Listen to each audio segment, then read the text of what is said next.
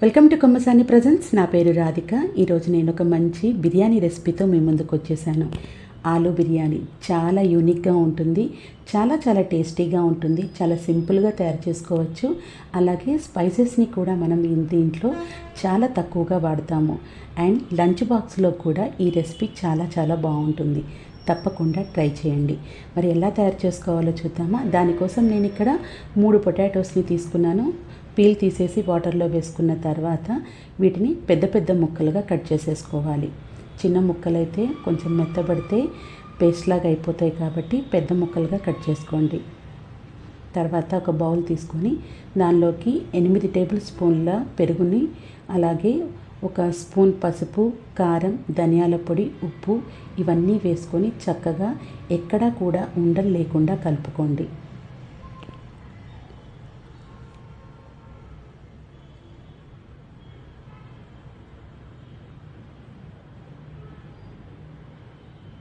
ఇలా కలుపుకున్న ఈ పెరుగు మిశ్రమంలో మనం ఆల్రెడీ కట్ చేసుకున్నటువంటి పొటాటో ముక్కల్ని వేసేసి ఈ మిశ్రమం అంతా కూడా ముక్కలకి చక్కగా పట్టే వరకు కలుపుకోండి.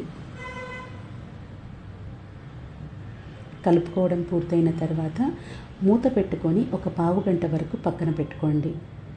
ఈలోపు స్టవ్ మీద ఒక గిన్నెను పెట్టుకొని ఒక 2 టేబుల్ స్పూన్ల ఆయిల్ని వేసుకొని సన్నగా తరిగినటువంటి ఉల్లిపాయల్ని కలర్ మారే వరకు వేయించుకోవాలి.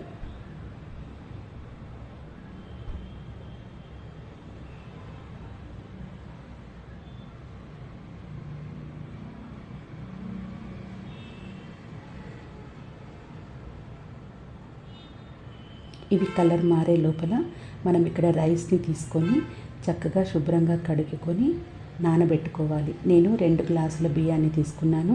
నార్మల్ రైస్ అయినా యూజ్ చేయొచ్చు, బిర్యానీ రైస్ అయినా కానీ యూజ్ చేయొచ్చు. ఈలోపు కలర్ మారినటువంటి ఉల్లిపాయల్ని ఒక బౌల్లోకి తీసుకొని పక్కన పెట్టేసుకోవాలి. ఇవి చల్లారిన తర్వాత క్యాష్యూస్ అలాగే ఈ ఉల్లిపాయల్ని మెత్తటి పేస్ట్ లాగా చేసుకోవాలి.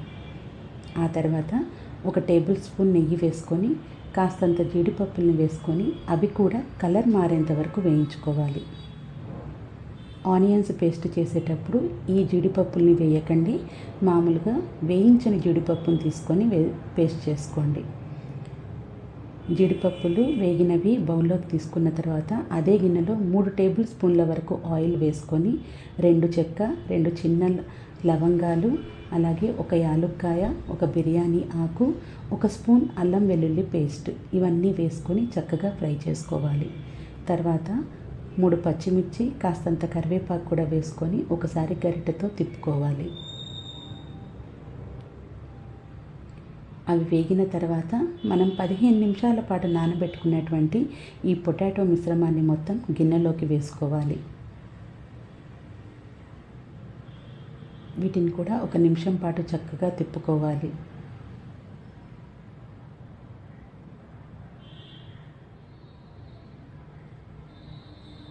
ఒక 2 నిమిషాలు ఉడికిన తర్వాత ఇప్పుడు మనం మూత పెట్టేసుకొని మరో 5 నిమిషాల పాటు వీటిని ఉడికించుకోవాలి.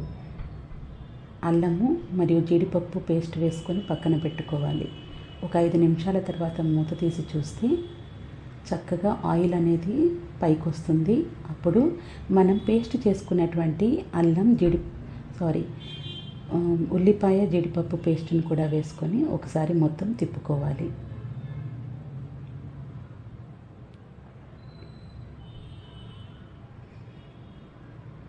మరి మనం పొటాటో ముక్కల్ని ఎక్కువసేపు ఉడికించుకోవద్దు. ఉడికించుకుంటే మరీ మెత్తగా అయిపోతాయి. రైస్ వేయంగానే మెత్తగా అయిపోతాయి కాబట్టి ఒక 5 నుంచి 7 నిమిషాల పాటు ఉడికించుకుంటే సరిపోతుంది. తర్వాత మనం నానబెట్టుకున్నటువంటి బియ్యాన్ని కూడా ఇప్పుడు ఈ గిన్నెలోకి వేసేసుకోవాలి. తర్వాత మొత్తం ఒకసారి కలియబెట్టుకోవాలి. ఒక బియ్యాన్ని మాత్రం మనము 5 నిమిషాల వరకు చక్కగా ఫ్రై చేసుకుంటాము.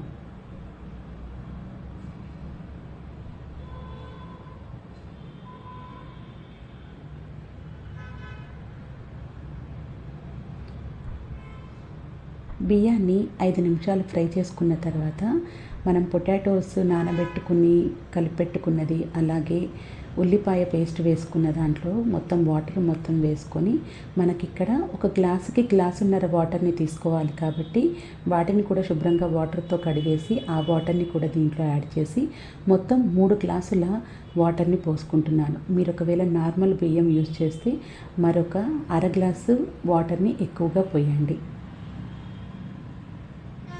వాటర్ పోసిన తర్వాత మొత్తం ఒకసారి కలిపేసుకొని ఫ్లేమ్ని హైలో పెట్టుకొని ఉడకబెట్టుకోవాలి.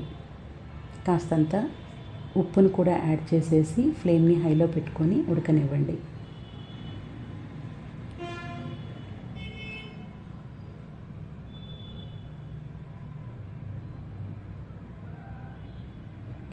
బాగా కుతకుతమని అంటూ ఉన్నప్పుడు వాటర్ తగ్గిపోతున్నప్పుడు ఒకసారి గరిటెతో తిప్పుకోండి.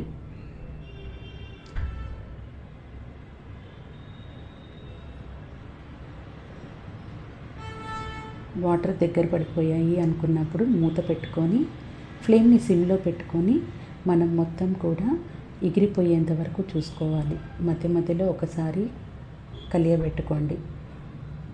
రైస్ చూస్తే చాలా పర్ఫెక్ట్గా కుక్ అయిపోయింది. కొత్తిమీర అలాగే మనం వేయించుకున్నటువంటి జీడిపప్పుతో వేసేసుకొని ఒక 10 నిమిషాల పాటు మూత పెట్టుకొని కదపకుండా ఉంచండి. 10 నిమిషాల తర్వాత ఒక్కసారి మీరు చూస్తే ముక్క అలాగే ఉంటుంది, కానీ పర్ఫెక్ట్గా కుక్ అయిపోయింది. రైస్ కూడా చక్కగా విడివిడిగా చాలా బాగా కుక్ అయిపోయింది. అంతే, ఆలు బిర్యానీ రెడీ అయిపోయింది. ఏ గ్రేవీ అవసరం లేకుండా చక్కగా మీరు పెరుగుతోటి సర్వ్ చేసుకోవచ్చు. లంచ్ బాక్స్లోకైనా బాగుంటుంది. అప్పటికప్పుడు తినాలన్నా ఈజీగా తయారు చేసేసుకోవచ్చు. ఎవరైనా గెస్ట్లు వచ్చినా కానీ ఇలా తయారు చేసి పెట్టండి, చాలా బాగుంది అనుకుంటారు. తప్పకుండా ఈ ఆలు బిర్యానీని ట్రై చేయండి, అందరికీ నచ్చుతుంది. మీరు తయారు చేసిన తర్వాత మీకు ఎలా కుదిరిందో కూడా కామెంట్ చేయండి. చూడటానికి చాలా బ్యూటిఫుల్గా ఉండి ఎంతో టేస్టీగా ఉండి ఆలు బిర్యానీ రెడీ అయిపోయింది. Thank you for watching.